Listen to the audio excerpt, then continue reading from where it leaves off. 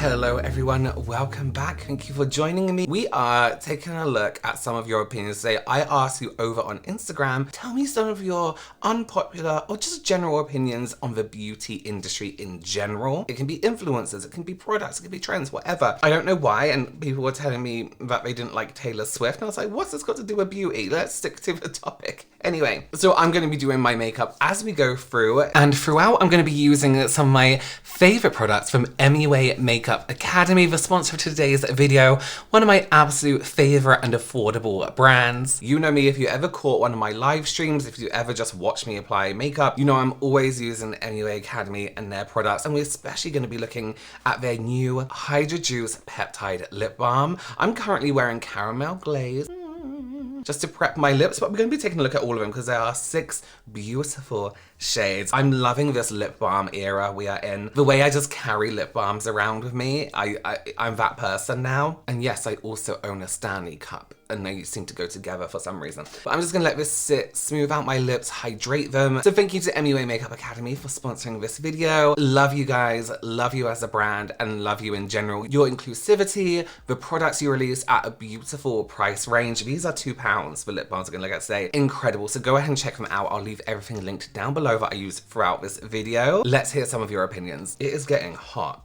in this room again. I dread summer or spring, whatever comes next is happening. I'm going to do it old style today. I'm going to use the Pro Base to carve out my eyebrows. I love doing this. Everyone says it's old fashioned. It's not. Okay, our first beauty industry opinion today is this one, and I very strongly agree with this. Brands always assume more mature consumers don't like bold eye colors. I think this is so true. There's been this like rule in makeup where they're like, okay, when you get to a certain age, you need to stop anything you're doing that is in any way expressive or creative, and that means no color, no glitter, no bold moments. You know what I mean? I think I just heard a bird throw up, and I think it is wrong, first of all, as an opinion, and I think it's because they're like, oh, it looks wrong, or it exaggerates texture, or all this kind of stuff. And it really truly doesn't. If done right, like all makeup, if done right, it looks really, really good. Example, Val Garland.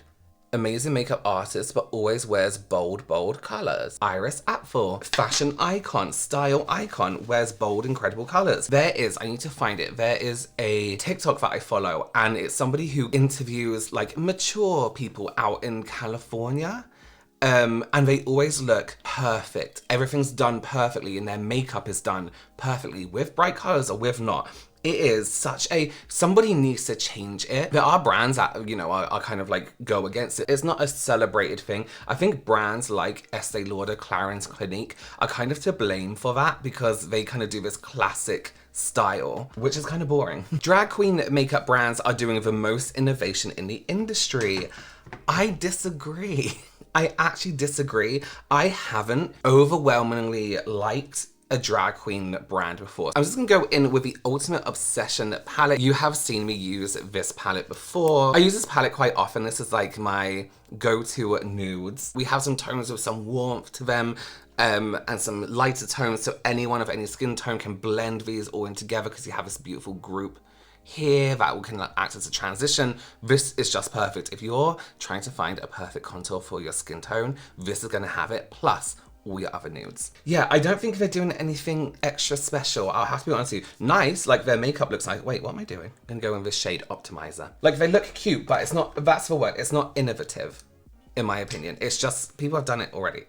I do think drugstore brands, however, are doing things a little bit more innovative than other brands, to be honest with you. I think they're making formulas nicer because they're making formulas that you would usually have to pay a lot of money for accessible to everyone because they're making amazing products where you don't use them and think, oh my god, I'm using drugstore. You use them and you're like, okay, this is actually amazing. I prefer this to high end, you know? Yeah, like I said, I don't think all drag queen brands are terrible because a lot of people like them, but I don't think they're necessarily ones I can think off the top of my head are necessarily doing anything innovative. Packaging's cute, but in terms of formula, not really. I'm tired of influencers in general. Let professionals shine. I'm two ways on this, because here's how this would work, right? And a lot of professionals don't want to be on social media, but the ones that do, they come onto social media, for example, they get a larger following, and then they become influencers, right? Because brands are paying them to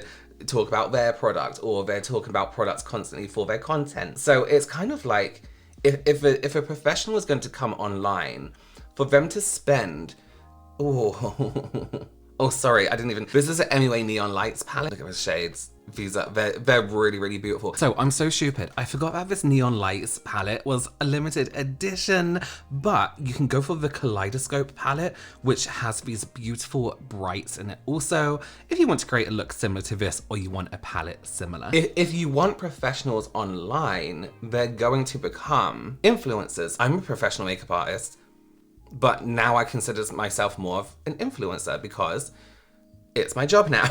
You know what I mean? So I think it's professionals that aren't gonna like sell anything or do anything or be influencery are more than likely not gonna be very present online. So it's kind of a vicious cycle, I guess is my point. There'll be professionals, but at the same time, such as the landscape of the internet, they're also gonna become influencers, right?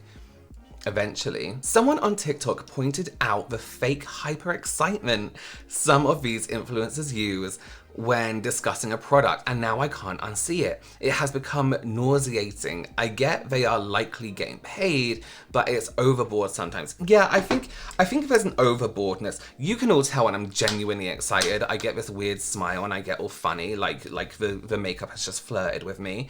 But if you're truly into makeup, makeup is exciting. Skincare is exciting. When I see new formulas, you know, different ways to use things, that's exciting.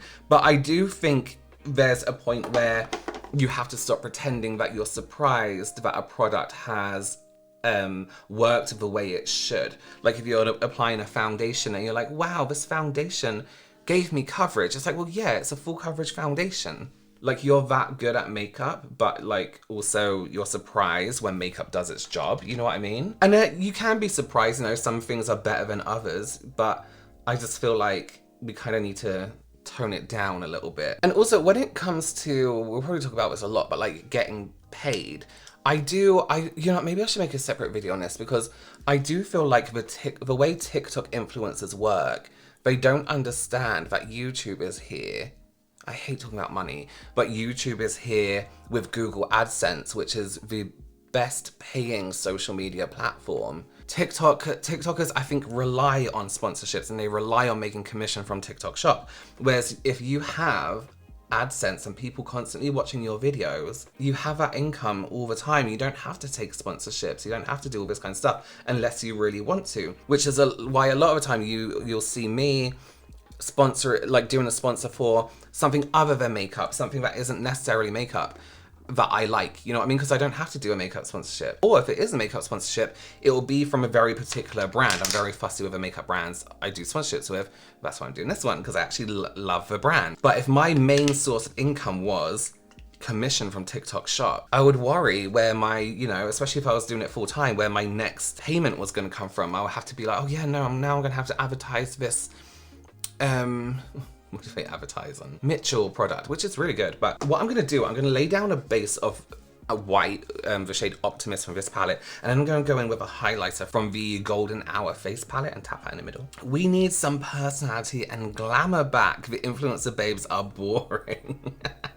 I do miss the like old style makeup where it was a little bit more dramatic perhaps. Everyone's calling it 2016 makeup on everywhere, but you know, some of us never stopped. Yeah, I don't like this clean aesthetic. It's very like, I don't know. There's nothing wrong with bold makeup now and then, and like having a bit of, you know, excitement in your makeup. And you can always just be bold in one area. Like we're gonna do this eye makeup, but then we're also going to use a lip balm on our lip, you know what I mean? It doesn't always have to be bold. This is a Golden Hour face palette. This is beautiful. I'm going to take Sunbeam, which is this one. Ignore my fingernail mark there. I'm just going to tap that on the middle of the lid here.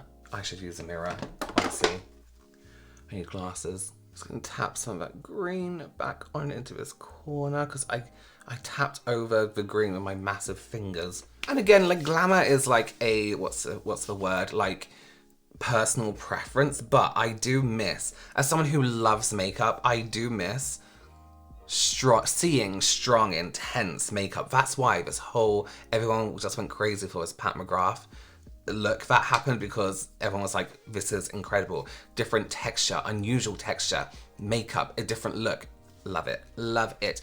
Pro Base Concealer under, Pro Base Concealer under the eyes. This is full coverage, but it's not like drying out. It doesn't do anything like that. It just sits really nicely. The Pro Base line from MUA is stunning. I probably did use a little bit too much. You don't need to use this much at all. Early, I'm working so early. This is nice. While I love to use makeup, so much of the industry is based on making women hate themselves. Now, I can't fully comment on this because I'm not a woman, but what I can do is talk on my experience of seeing the way people's development thinking about makeup for themselves has developed. And I do agree, it was very much used to, and still is in some ways, in my opinion, ow, I'm using the wrong side, aimed at women. I mean, we look back at some of the old adverts for cosmetics and they are horrendous. It's like, make your husband love you more by wearing this lipstick. Like, it's literally like, couldn't be any more blatant, you know what I mean? And you know, cosmetics in general has preyed on normal stages of life and making them seem like they need to be fixed, like acne, for example, or aging and stuff like that. Makeup, I think a lot of people have taken makeup into their power now, being that it's a hobby for them, it's a skill, it's a talent, it's something that is their version of therapy. And as a lot of things become more accessible to the regular person, surgeries, cosmetic procedures, fillers, I feel like makeup is slowly becoming more like, okay, you don't need makeup to be happy, but you need fillers, you need this, you need this. So of course there's some people out there that feel they still need makeup to correct themselves. I feel like beauty still very much focuses on anti-aging and like how you can't age, you know what I mean? But again, as a guy, I can't really speak to that so much. Men are not targeted by the beauty industry in a way that women are. Yes, men have feelings towards the way they look and stuff like that. But here's the deal. If my hair goes completely grey, I'm good with that, because they call men with grey hair silver foxes. What do they call women with grey hair? There isn't like a broad term for it, right? It isn't celebrated. I think it looks fucking amazing.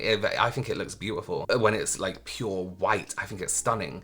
But why is it celebrated in men but not in women? And that goes for men. Men look good with wrinkles. You don't need too much Botox because men look good with wrinkles. I've heard that a lot, not from the person who does my Botox, but from like online.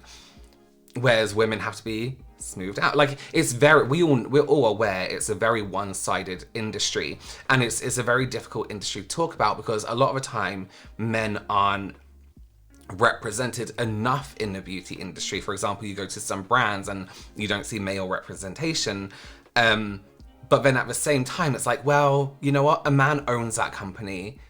A man owns loads of makeup companies.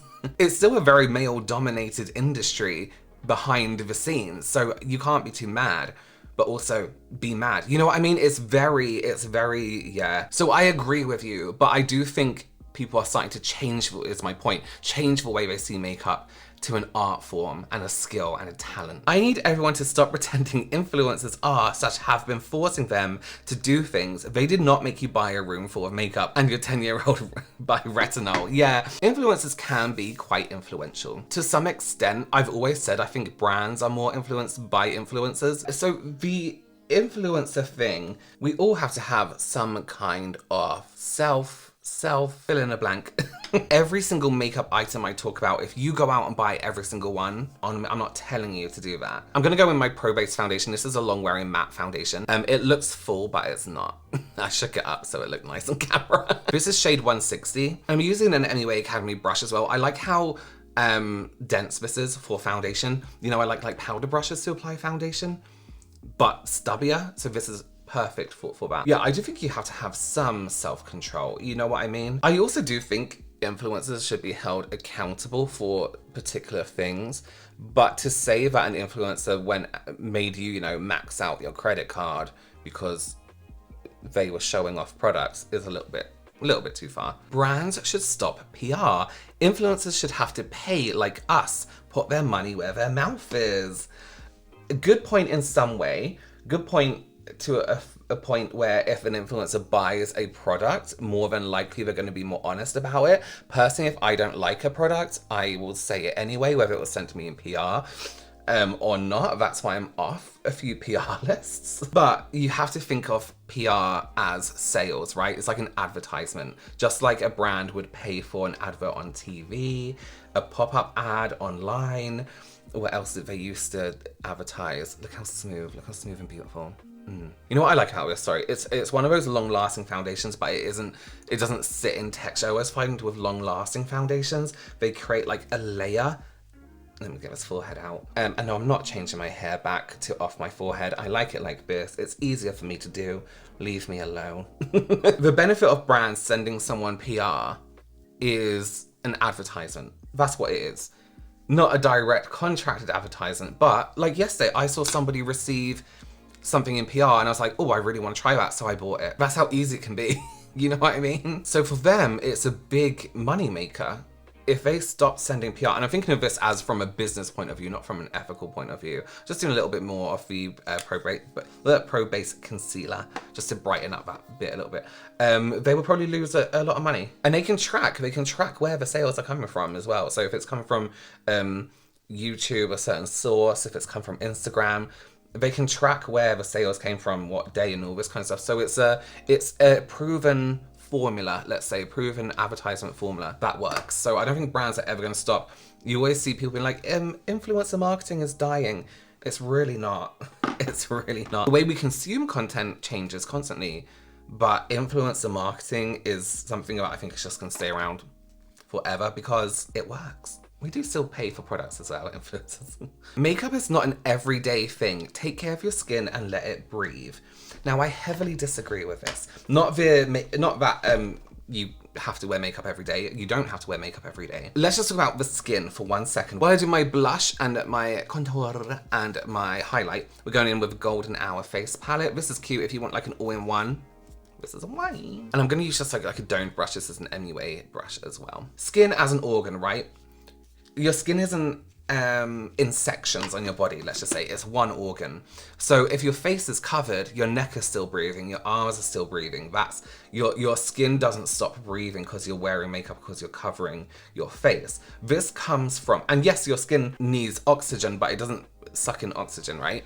So where the skin breathing comes from is, you know, saying that your foundation is going to clog your pores, it's going to do all this stuff, which is kind of an old, what's the phrase, wife's tale, because as long as you remove your makeup properly, you're good, you're fine. Like there's no reason why your skin should suffer unless you're allergic to a product. Perfect contour for me. So when people are like, my skin can't breathe, your skin can breathe. You just need to wash your face properly, double cleanse, melt away makeup. I'm gonna go in with the blush shade Misty Rose with another MUA Academy brush. This is like, it says rose, but I quite like that it's a bit more coral than rose. Quite pigmented, so I'm just gonna tap off a little bit. You know, maybe back way when foundation wasn't so great for your face. We know that it didn't have the best ingredients, but makeup's come a long way that letting your skin breathe isn't really a thing. And also, I find I'm very lazy with skincare. I have my products that I really like. I have my one customized formula product that I use all the time. If I didn't have that, I wouldn't use it. I wouldn't do too much skincare, you know? But I find if I'm wearing makeup, I'm actually doing my skincare routine. The days I don't wear makeup, I might just wash my face. You know what I mean? But if I'm wearing makeup, I'm double cleansing. I'm using like a bit of moisturizer because my skin feels a little bit too whatever. I'm using a serum. I'm doing more to my face when I wear makeup than I am without. And when I go away, if I go on like vacation and come back, my skin is worse off than it was because I've gone a week without doing my extra bits of skincare, you know? Tired of seeing influencers get free products while the rest of us have to pay for it. Advertising. Yeah, same as earlier, it's advertising. There would be, not in a horrible way, there would be no benefit of a brand sending PR to someone with 10 followers, 20 followers, 100 followers, 300 followers, 1,000 followers. There's no benefit to them. Not in a horrible way, it just... High-end makeup is overrated. I only buy at drugstore.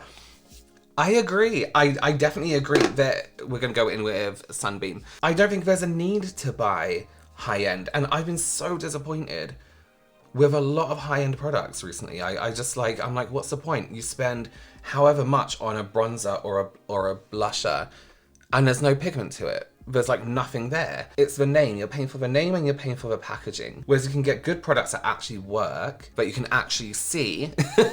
Like this highlight. Ooh. No way am I gonna spend like, £70 on a blush for it not to show up on my skin, or for a lipstick formula that is subpar, you know what I mean? I do think high-end brands, a lot of the time, there are some that are nice, but I do think a lot of the time they take the piss, I have to be honest with you. I've been very disappointed by high-end brands. The industry gets too involved politically. I don't want to support a company's political view. I have a thought on this. And if they do, that's up to them. If they don't, that's also up to them. But you're giving them money, right? You're giving them money. What do you think they're doing with your money? There have been owners of brands, of companies, that take the money they make from their brand, from their company, and donate it to political parties. So in a lot of cases, you are directly funding political parties, political movements. So if you want to ignore that part of it, that's absolutely fine. You do you, of course. Don't think that brands can't be political when a good selling point for brands are their political views. Times have changed, right?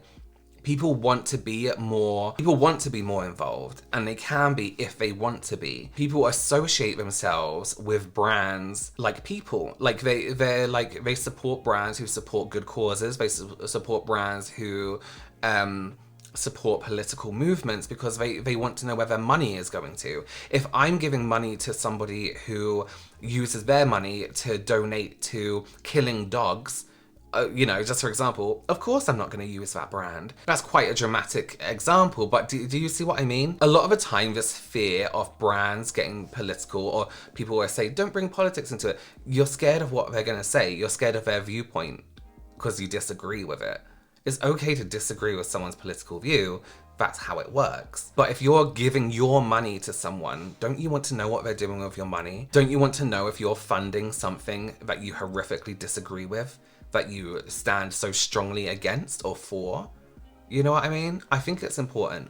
Okay, so the Hydra Juice Peptide Lip Balm. This is, of course, a clear one. Coconut sugar. It smells like coconut. They've recently just launched, so I had them for like a good week and a bit before, so I've been using them quite often. This is one I've been using in the evening. And it has like the slightest coconut smell. It's not like overpowering. I'm not like, oh my god, coconut.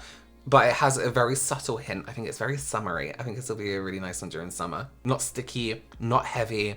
Feels really, really lightweight on the lip. Let me powder my face, I look crazy. Caramel Glaze is the one that I was wearing before. This is just, I love this. This is the perfect nude. But look how much color. Look how just smooth it looks. And it does have a caramel scent. Not overpowering at all. I just love it. I love this. I love tinted lip balms because you know me, I hate color on my lip. So when something like this comes out, which just gives a tint of color, still looks like my lip, but feels really comfortable and has that nice shine to it. Put foundation lips, now I look like Edward Scissorhands. I love this name. This is Heartfelt Hun. And this is it's like the caramel glaze one, but slightly deeper. So you'll see. So this is like a honey smell. So it's very, very slightly deeper. So I got like a spot there and it just makes it look like I'm dribbling. Very slightly deeper than the caramel glaze one. Oh, I think this might be a new favorite. Look. Love it. Look how it just instantly smooths out my lip. I don't have an issue with like fine lines on the lip, but I would prefer it to be smooth and plump looking. Let's try Watermelon Sorbet. This is a brighter pink, and you know it's gonna smell and taste. Don't eat it. amazing. And it does. Oh, that watermelon. I love the smell of watermelon. It's so beautiful. You can see it has more of that baby pink, like a pastel pink. Wait, let me just get it on and stop talking. See, even that's not too pink even for me. When I don't like pink, I'm like, actually, you know what? I've actually been using pink a little bit more and I do quite like it. But it has to be the right pink. Not overwhelming, just a little bit of a tint. That's beautiful. And look, it just sits for a minute and everything just smooths out and you get this really nice glaze of lip balm. And the colour holds nice and strong as well. That's stunning. Oh, I actually really like that one. This is Berry Bliss. Gonna have a good old sniff before it goes. That's cute. Oh, that's nice. That's subtle. It's a slightly more reddy tone pink, but not red in any way. These are so... £2. £2. This is one of my favorite ones, Cherry Kiss. The colour, you'll see. It tastes like deep cherries. Like, are they called black cherries? They're really nice, deep ones. Smells, I should say. That kind of taste at the same time. It's like that deep purple. I really like to do my like nude lip thing with this. This is a perfect bleeding lip shade. It's my favorite lip style to do. I have a spot right here and it's making it makes me look like I'm dribbling all the time. They smell so good and they just completely smooth out that lip. If you see me wearing 6 lip balms in a day, you know why. I'm just gonna put on some lashes, some MUA. Listen, I use them so then they don't look perfect in the package. This is a half lash trio. Okay, finished up with a half lash. It was so fun to read through all your opinions, even the ones I didn't put out in this video. I did answer some over on Instagram. Follow me over there as well if you haven't already. Thank you so much to MUA Academy for sponsoring today's video and providing me with these beautiful lip balms. Go ahead and check out them down below. Everything is linked that I used, so you can check it out for yourself. I would highly, highly recommend it. Thanks again for joining me and I will see you very, very soon. Bye.